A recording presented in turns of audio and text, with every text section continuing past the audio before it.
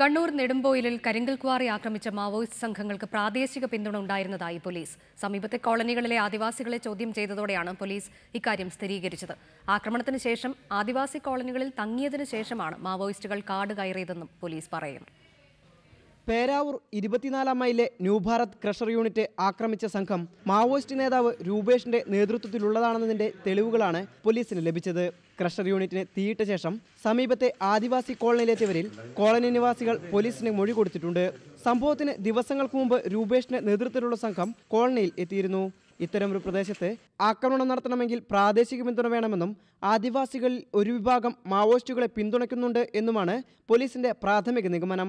ആക്രമണത്തിന് ശേഷം രൂപേഷ് ഉൾപ്പെടുന്ന 5-അംഗ സംഘം സമീപത്തെ കോളനികളിലെത്തി ആശയവിനിമയം നടത്തിയെന്നും ആദിവാസികൾ പോലീസിനോട് പറഞ്ഞു.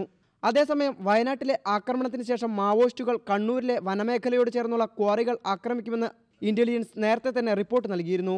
എന്നിട്ടും ആവശ്യമായ ജാഗ്രത പാലിക്കാൻ പോലീസിന് സാധിക്കാത്തതാണ് ആക്രമണം വിജയകരമായി നടത്താൻ മാവോയിസ്റ്റുകൾക്ക് സഹായകരമായത്. റിപ്പോർട്ടർ, കണ്ണൂർ.